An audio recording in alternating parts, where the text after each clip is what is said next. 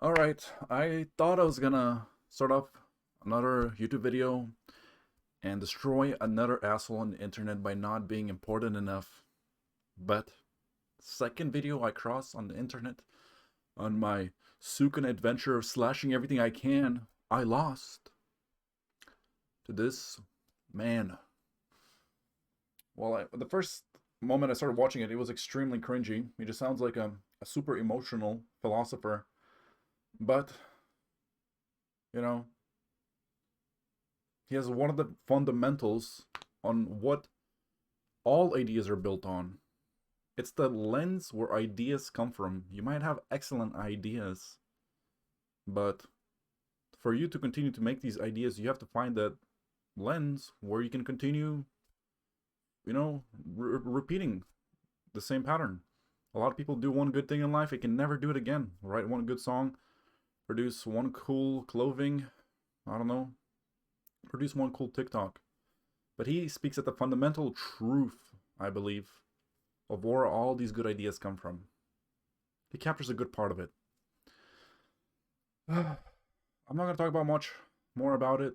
I'm going to let you guys watch it. And yeah, this guy beat me. Well, I knew that this idea was actually better, but I did not choose this idea to be my main topic of my YouTube channel because there's not a lot of things to compare it to. You can't really make a lot of content off of it, but it is the most fundamental idea. So, I guess watch this video, get smarter. Yeah.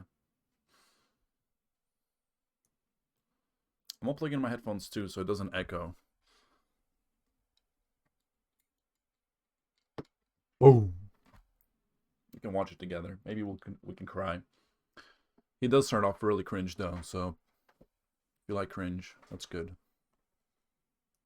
The ancient Greek philosopher Epicurus said that this too is one of the evils of foolishness. It is always beginning to live. This too is one of the evils of foolishness. It is always beginning to live. What he's calling us out here for is our perpetual attempt to finally make a change, to finally start to become the person that we know we need to be. And how do we go about this? We say next week, next month, next year, in this new year, I'm going to start out being exactly the person that I know I need to be, that I've always wanted to be. And I'm just going to continue that way. I'm going to have my perfect life, my perfect streak.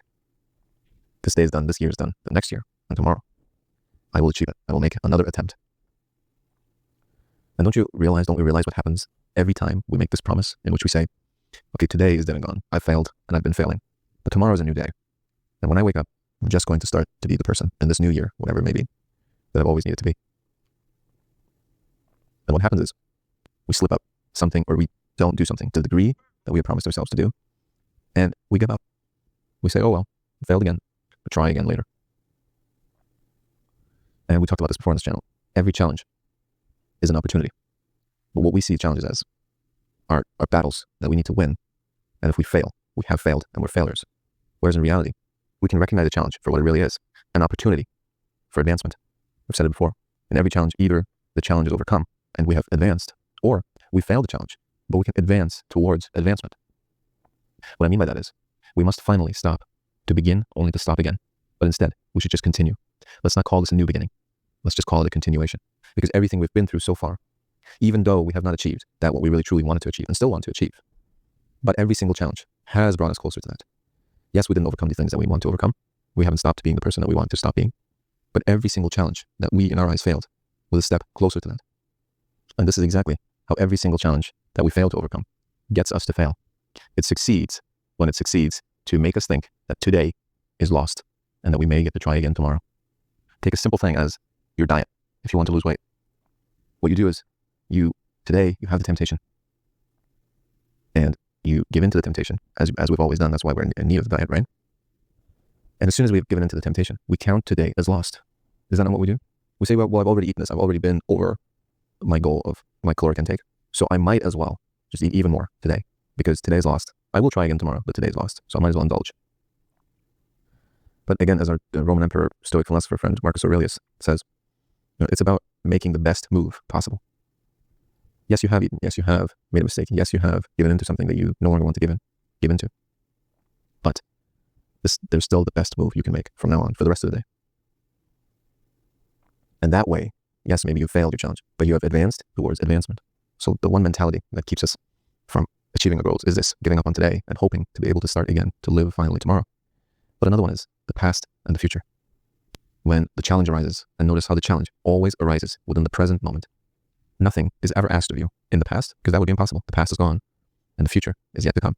So the challenge, the achievement of all of your goals, the path that leads to becoming the person that you want to become, the challenge for that, the test for that, and the point at which you make yourself that person is always the present, never the past, and never the future. But what weighs on us in the present is always the past or the future. What weighs on us in the present is never the present. It's the past or the future. Again, Marcus Aurelius says, tell me, what in this present moment is so unbearable? I swear, I thought I hated every person who said Marcus Aurelius quote in their fucking videos. But look at me, I'm wrong. And you will be ashamed of your answer. And it's true. Whenever the challenge arises, whenever the temptation comes, whenever that happens, what always happens and what finally needs to stop happening, ask yourself, what in this present moment is so unbearable? What's wrong? And you will realize it's not the present moment that weighs on you. It's the past or the future. It's your past, what you regard as traumas, the things that happened beforehand that you think has made your identity, has shaped your identity. And all the regrets and the shame and the resentment that you have from the past is what is making you act in the way that you don't want to be acting in the present. Or, like we said, it's the future that makes us do these things in the present. Future worries, future anxieties, things that you anticipate will happen, but that have obviously not have happened yet, is what makes you now in the present shape that future. Everything you ever wanted to achieve, ever could possibly want to achieve, ever could possibly dream for anyone else to achieve, is always achieved in the present moment. The only time we live is now. Life is lived by one present moment after another. We cannot live in the past, we cannot live in the future. We all know this. But when it comes to it, in the exact moment, we're always weighed down by the past or the future. You have to realize that the present is literally all that anyone ever has. We all have 24 hours that consist of many, many little moments in the present, in the now. And all we ever have at our disposal to do anything whatsoever with our lives is the material of the present moment. That's all that we have. That's all that anyone has ever had to do anything, is the present moment. This one, and this one, and this one, and the next one. So we must get rid of all the things that prevent us from using the present moment. Isn't that clear enough? If all that we have is the present moment, and clearly something is in the way of us being able to use this one and only material of life, then we must get rid of whatever that is. And we just had a hint of what that might be when we talked about the past weighing on us, or the future weighing on us, either with past regrets or with future worries. But we also have to make sure that our goals, for which we only have the present moment to achieve them, are the right ones. Because it's also possible that our own being is trying to tell us that it's not right for us, that this goal we've set for ourselves, and that we keep trying to achieve, keep failing and spiraling into this, that this might not be right. There's a simple and perfect way of finding that out, and it's to go inside, to examine our own beliefs, and to ask the simple question: how many of my goals, how much of me, and how much of what I want to be is determined by my identity? How much of this and what of this am I trying to do because I'm trying to be a good husband, a good wife, a good brother, a good sister, a good friend, a good worker, because I'm trying to impress this or that person? Or what of this is me trying to live up to the fantasies that I've built up as a child? How much of this adult me is going around in the world trying to satisfy the fantasies of the 15-year-old me? How much of my life am I trying to make look like what I had imagined it would be as a child? It's amazing with how many preconceived notions and goals and ambitions we walk around that we have formed when we were a child, essentially, and how we as adults try to live up to the fantasies of a teenager, of a child. We need to drop all of that. We almost literally, many times, have rocks in our pockets and we're trying to swim. Those possessions that you try to get are rocks. They're weighing you down in every possible sense. You regret not having them. You worry never having them. And you spend every single present moment on somehow trying to attain them. We only have this present moment to live. What we spend this present moment on is literally everything. Our entire life is in the now. We think that the present is such a small sliver. The present moment is such a small sliver of our life because there are decades of our past and decades in our future. And it's just this one moment right now that seems so small. But all of life is contained in that one moment. We do not have another space, another time to live in. All of life takes place in this exact present moment. And everything that gets us to not be present in this present moment is everything that keeps us from living. Because if we're not living in this present moment now, we're not living at all. To spend the present moment on regrets in the past or worries in the future is to not spend it on life, on living. Go through all your ambitions, all your goals, and your entire identity, what you think your achievements are, what you think your traumas are, what you think in the external world has been holding you back all these years and will hold you back in the coming years, and realize all of it is self-imposed. Look around you. The world requires nothing of you. Not a single thing that you do is required by the universe, by God, whatever you want to call it. These are all self-imposed requirements. Your deadlines are self-imposed. Your worries are self-imposed. Everything you do is self-imposed. Isn't that a cool idea? I like it. Most of your regrets are self-imposed. They don't have to be there. All the things that you need to do, and all the certain ways in which you have to do them, and all the certain times in which you have to do them by, are self-imposed requirements and obligations that come from our identity. I just said recently in a video, yes, all those bad things that happened to you in the past did happen. All the things that you feel like are holding you back, yes, they did happen, but they don't have to define you. They don't have to be your identity. When you think of yourself as that person, when you think of yourself as that victim, when you think of yourself as this disadvantaged person that's being held back by the entire world outside of them, you do nothing other than give the present moment over to the past or to the future. And that's something that you do. No one else does that. Again, no one's denying that these things have happened, that people treat people unfairly, that people lie, that people cheat, that people aim to hurt others. No one's denying any of that. But we must not add to it by making it our identity. If someone came in here right now and insulted me, it's not like I would say that didn't happen. Yes, this person came in and they said what they said. But it is on me to go around offended by that, resenting that, hating it, regretting it, getting angry at it, telling others about it, having that anger in me and that resentment and that just fury about how a person could act like this and how this is unjust and unfair and improper. I could go around the rest of my entire life doing that.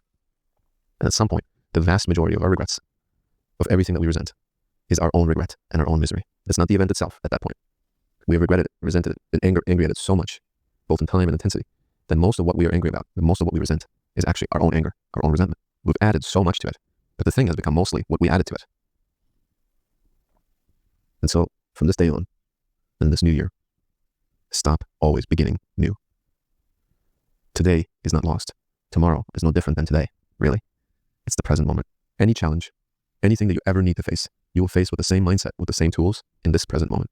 If you can't do it now, if you feel like you can't do it now, you won't be able to do it tomorrow either. And the only way to be able to do it tomorrow is to do it in this present moment as well. It's always going to be the same challenge. It's always going to feel the same. It's always going to be just as much as difficult tomorrow as it feels like it is right this present moment. The challenger is here. The challenge is now. And it's only this present moment that you need to deal with. There is no past. There is no future. It's this one little slice of time. That is all that is ever asked of you to deal with. It's only that slice of temptation, only that slice of challenge, only that slice of difficulty that you need to deal with. Nothing else. Nothing else even exists. Let go of the past. Let go of the future. The slice that is in front of you now is all that you have to deal with. And so stop beginning to live anew every single time the challenge presents itself. And blah, blah. You know, philosophers talk a lot because they're trying to explain a very complicated idea. Philosophers are not like direct speakers. It's like when you are pushing a part of the brain information more, like if it's a forefront of like new understanding of who you are between interpretation of the world, the ideas are very complex because they have not been clearly developed yet. But with time, this idea will become more simple and will become adapted to society. But the most important thing you gotta understand that today is the only day that's real. You can say a lot of things in life and you hear like an emotional frequency, right? I want you to try it. I want you to say it. Today is the only day that's real. And see how that makes you feel, and see how it makes you approach your day differently than you were planning to do, with all the like maybe self-imposed possibilities you were planning to do before that. I feel like it unlocks some different part of you. It allows you to bring a really bright light to your really dark heart, which shines on it and melts away all the dark matter around it and only leaves the single gem, the true purpose that we're supposed to be doing. It's good. Yeah.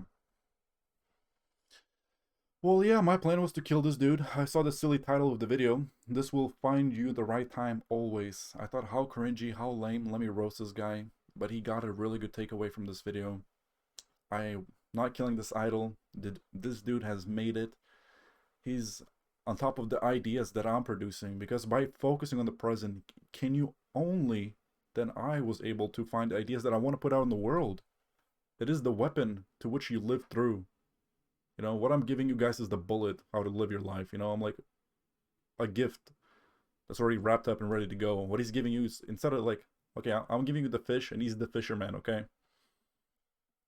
He's teaching you how to fish and I'm giving you the fish. That's the difference. But the problem is, people who teach how to fish, they don't make a lot of money and there's not a lot of content to be made from. But still, this is an incredibly important video.